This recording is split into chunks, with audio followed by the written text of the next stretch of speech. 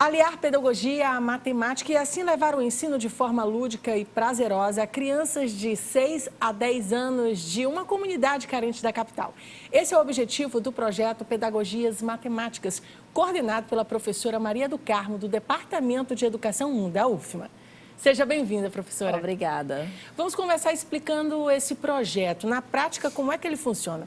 O CEPROV é uma entidade ligada à Igreja Católica, a Pastoral do Menor, e aí o nome jurídico é CEPROV. Então, já existe na Vila Embratel há mais de 30 anos e já é um longo histórico. Então, quando eu fui educadora social desta brinquedoteca, e depois, quando vai fazendo essa vida acadêmica, né, eu deixo de ser, e aí depois a gente volta como parceiro, né?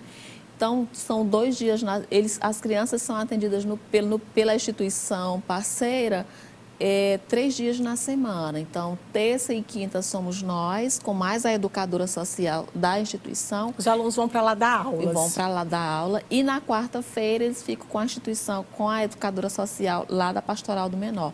Então, terça e quinta nós temos os estudantes da UFMA e mais a educadora social da instituição. O português e a matemática sempre estarão presentes, né, professora? Isso. Até porque a matemática ela está em tudo, assim como o português. Sim, sim. São 2 linhas, são 2 áreas, matemática, ciência e linguagem. Então, falando de linguagem, são 2 linguagens extremamente importantes e que a gente não pode só...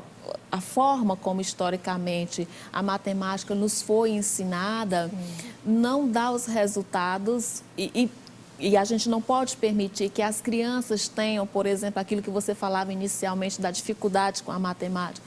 A matemática não é esse bicho de 7 cabeças, ela não é vilã, mas a gente precisa pensar como nós iremos desmistificar isso para as crianças e mostrar para elas, porque o principal é justificar, né, e dizer o porquê, como é que surge, não é só...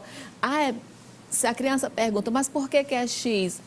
A professora não pode responder, porque X é X. X é X. Não é, mas e nessa perspectiva, a história da matemática, a história da educação matemática também nos ajuda muito a pensar essas questões. Então, se você vai trabalhar com as formas geométricas, se você vai trabalhar com fração, e parte da história para mostrar para a criança como é que surge a fração, vai mostrando isso até chegar naquilo que hoje se está pedindo e apresentar o conceito para depois você fazer em todo esse percurso e pensando em metodologias que atraiam a criança, eu acredito que o resultado, sinceramente, será bem diferenciado daquilo que a gente tem na atualidade. Só para a gente encerrar, que infelizmente nosso tempo é curto, apesar do assunto ser muito interessante, qual o impacto que isso tem causado nos alunos da universidade?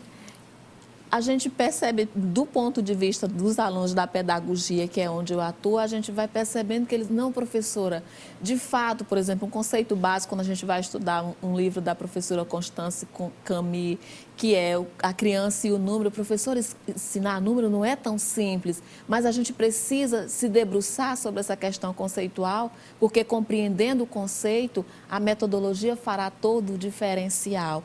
Então, do ponto de vista da formação inicial, que é o foco do projeto, que é promover esse diálogo, acho que um dos principais objetivos que a gente tinha era discutir a necessidade que há de dialogar, do diálogo entre pedagogia e matemática, e isso está sendo feito porque a gente tem se alinhado bastante, a gente tem conseguido fazer essa interdisciplinaridade proposta inicialmente no projeto. Com certeza esse projeto vai provar que a matemática não é nenhum bicho de 7 cabeças. Muito obrigada, professora. Obrigada.